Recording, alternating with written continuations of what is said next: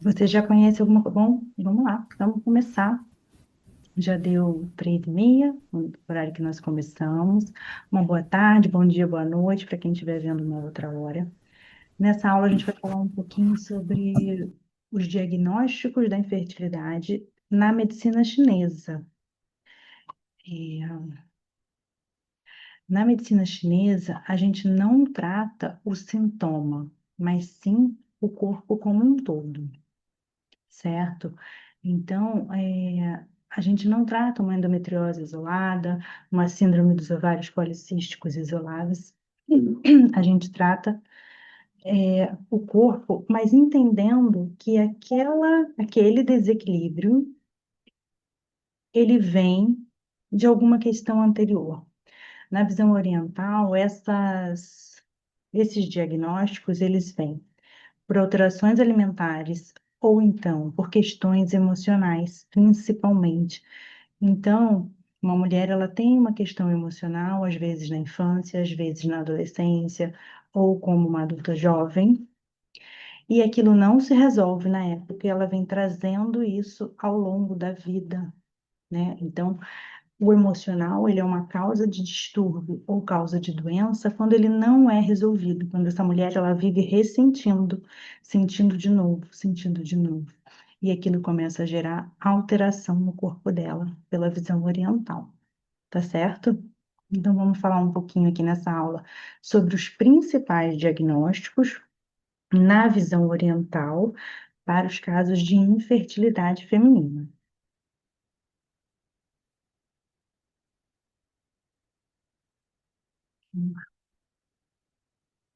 Bom, o diagnóstico ocidental, ele é focado no órgão, no sistema. O diagnóstico energético, ele é focado em padrões. Então, uma série de sintomas e sinais formam um padrão. O corpo, ele é visto como um composto de vários componentes, como o energético, o sangue, os fluidos, o emocional. O que que a gente considera nesse diagnóstico? A gente considera a palpação do pulso e a avaliação da língua, principalmente, além, claro, de toda a anamnese, sintomas físicos, sintomas emocionais, sintomas menstruais e o histórico pregresso dessa mulher, físico, mental e emocional. Então, como é que a gente vê a língua dessa mulher, né? Não sei se vocês já viram aquele mapa de reflexologia podal, né? O pé, a planta do pé, cada pedacinho representando um órgão. A medicina oriental vê isso em várias partes do corpo. Então, no pé, a gente vê vários pontos que representam um órgão. Nas mãos, a gente também vê os órgãos, nas orelhas e na língua. E a língua é o principal meio de diagnóstico para a medicina chinesa. Então, cada região da língua demonstra o estado de saúde de um órgão. E é assim que a gente começa a fazer essa avaliação. Na infertilidade, a gente tem quadros de deficiências e tem quadros de excessos ou estagnações, que a gente chama. Então, a gente pode ter deficiência do yin. O yin é aquela parte nossa voltada para o feminino, por criar, para formar matéria, né? Deficiência do yang, yang é o masculino, yang é a função de um órgão, é a energia dele. A deficiência do qi, a deficiência do sangue. E, por outro lado, os excessos ou estagnações vêm da estagnação emocional, excessos de umidade, excesso de controle, excesso de atividades. E temos ainda os acúmulos, que aqui vem o acúmulo da umidade, o acúmulo do calor. Tudo isso é visto como, cada um desses é um padrão de desequilíbrio dentro da medicina oriental. Nosso objetivo é sempre tentar restaurar esse equilíbrio, né? Então, a gente às vezes está com uma área desequilibrada, reequilibra, outra desequilibra, e assim a gente vai fazendo a partir de várias técnicas, né? No caso, é a fitoterapia, a dietoterapia, a acupuntura e várias outras ferramentas da medicina oriental.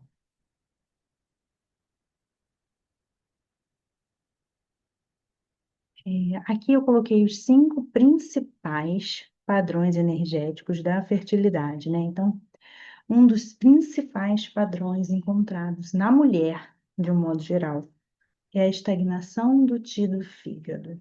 O que que é isso?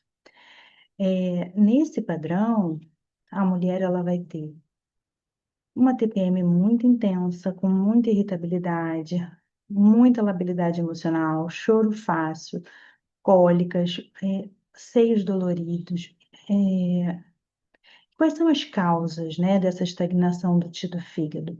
Eles vêm de sentimentos reprimidos. É a mulher que não consegue se expressar, que não consegue expressar o que está sentindo, principalmente a raiva e a frustração.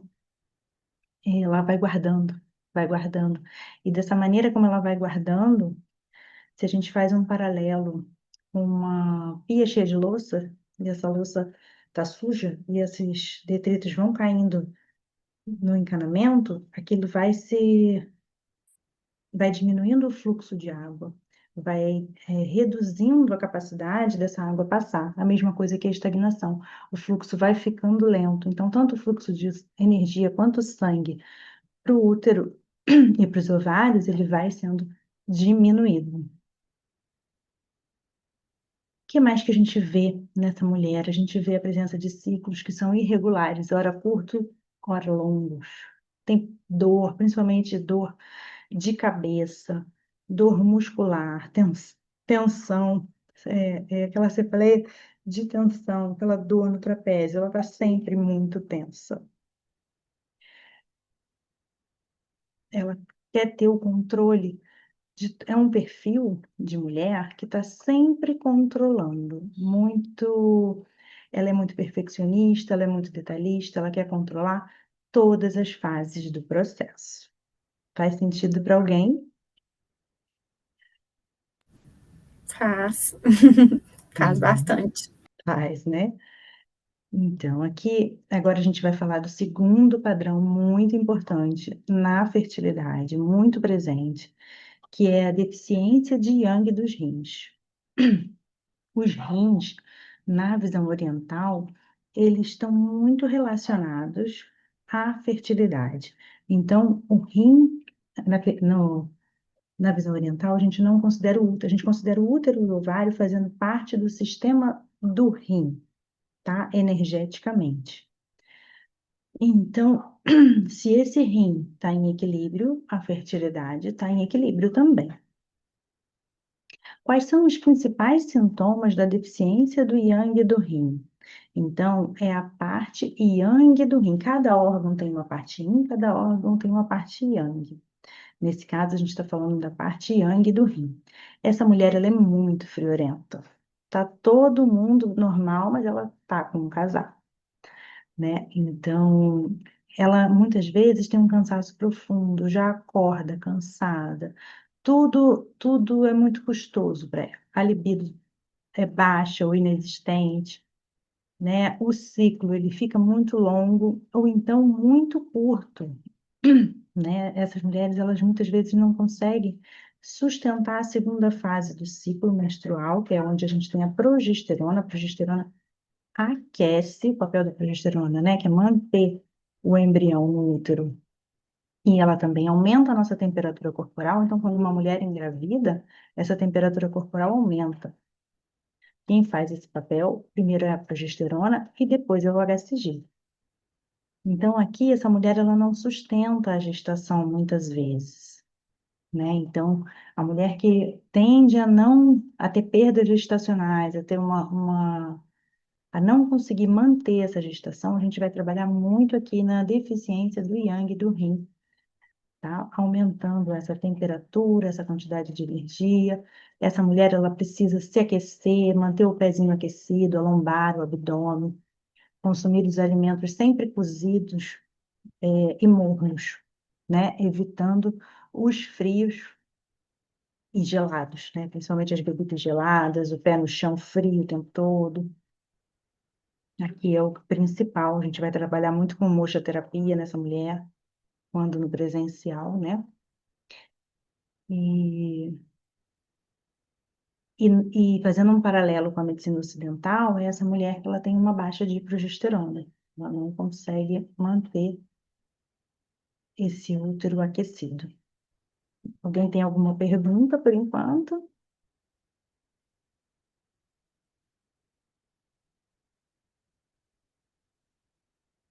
O próximo é a deficiência de endorrino, né? Então, aqui a gente está falando do outro lado da energia renal. A energia capaz de criar matéria, criar a vida, né? Então, para a gente criar um bebê, ele vem lá de uma célula masculina e uma célula feminina, então, de uma matéria. Então, esse óvulo aqui é a qualidade desse óvulo, né? Quando a gente está pensando numa mulher que tem os óvulos com uma baixa qualidade, a gente vai trabalhar aqui nesse processo de cuidar do rim, de repor matéria. Então, aqui, essa mulher, ela também é muito comum, a mulher na perimenopausa. Então, é a mulher com mais de 35 anos, e hoje em dia cada vez mais cedo, que vem apresentando um desgaste pelo excesso de trabalho, pelo excesso de ansiedade, excesso de atividade física. Então, ela começa a ter insônia, ansiedade, ressecamento de pele, ressecamento de mucosa. Muitas vezes começa a acordar à noite com calor. É, Nesse caso, né, a gente vai começar a olhar para alimentos que trazem mais capacidade de criar matéria. Então, aqui a gente vai pensar num caldo de ossos, numa geleia real, alimentos hidratantes como é, a pera, o melão, né? Tratar o descanso dessa mulher como tratamento.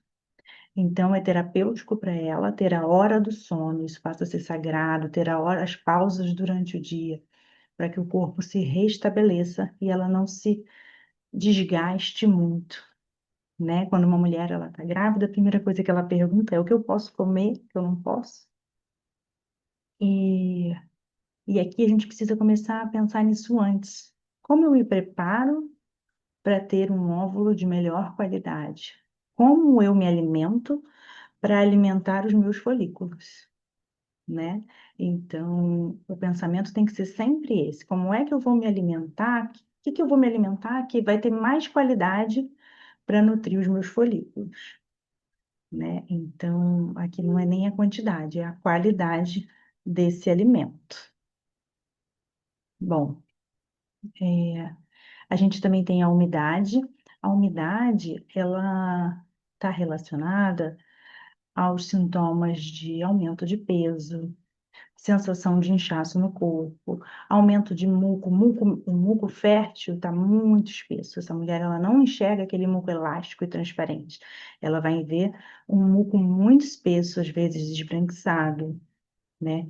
É, muito muco nasal, muito muco acne, né? Uma pele mais oleosa, né? E de onde vem essa umidade? Essa umidade ela vem da alimentação e do excesso de pensamentos, do excesso de preocupação, da falta de movimento. Então essa mulher ela normalmente consome muito açúcar, muita farinha refinada, leite e derivados. O leite e os derivados são importantes causas de umidade que atrapalham na fertilidade. Então, essa mulher ela vai ter uma ovulação que nem sempre ocorre, está relacionada, muitas vezes relacionada à síndrome do ovário policístico. E aqui o que ela precisa é retirar esses alimentos inflamatórios, se movimentar, usar a erva doce, que é uma importante erva para ajudar a drenar essa umidade, melhorar o funcionamento do baço, da energia do baço dela.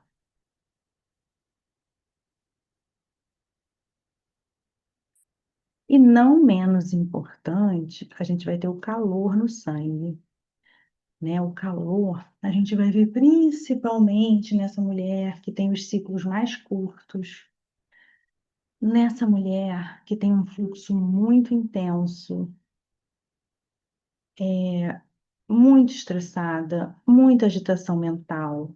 né? Essa mulher muitas vezes consome muito álcool, tem uma raiva reprimida importante, tem muito coágulo no fluxo menstrual, né? E os ciclos dela tendem a ser mais curtos. O que que a gente precisa fazer aqui? A gente precisa refrescar essa mulher, a gente precisa trazer alimentos mais refrescantes, a melancia, o melão, a pera, né? A linhaça vai trazendo mais leveza e tirando esses itens que causam muito calor, que é principalmente o álcool, o consumo de frituras, o estresse, né? E, e a gente vai diminuindo o ritmo. Essa mulher, ela precisa diminuir o ritmo dela, sair de um ritmo da energia masculina, que é o fazer, fazer, fazer, fazer, e entrar num ritmo mais mais suave, mais da energia feminina, que é o olhar para dentro, é o se recolher, é a introspecção, é o momento de pausa, é o respeitar os ciclos internos dela, certo? Essas são os principais sintomas. A gente tem os principais é, padrões de desarmonia, né? Existem muitos outros relacionados ainda à infertilidade na visão da medicina chinesa, como a deficiência de sangue, como a estagnação do sangue, muito comum na mulher que tem endometriose. Mas esses seriam os principais, os mais vistos, né? E como é que a gente começa, né? O principal é ouvindo, entendendo a história dessa mulher como um todo, entendendo principalmente, além do físico, né? Além da dieta, além dos exames, além do que ela faz, o como ela vive, o que ela pensa, de onde ela veio, quem é a família dela, qual o ambiente ela está inserida, para entender de qual é a causa dessas alterações que muitas vezes ela está trazendo desde a infância e começa corrigindo esses pequenos hábitos, a gente vai trazendo uma percepção para ela sobre ela própria, né? E junto com isso a gente vai corrigindo os hábitos, inserindo ervas, inserindo a fitoterapia, trabalhando com as outras técnicas da medicina oriental, tá certo? Bom, se alguém tiver alguma dúvida, quiser perguntar alguma coisa, Tem como você ter vários desses ao mesmo tempo, sim, todos eles? tem. Ou algum é oposto ao outro? Não, não. Tem como ter vários deles ao mesmo tempo, às vezes quase todos, tá? É muito comum, mas acaba que tem um predominante, que é por onde a gente começa a tratar, e depois vem Uhum. tratando os outros, tá? O mais comum é que a mulher tenha mais de um.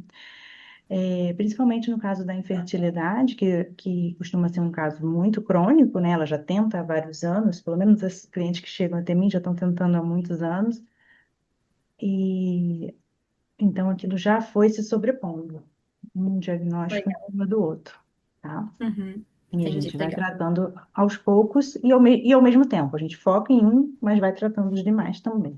Uhum. Mais alguma dúvida?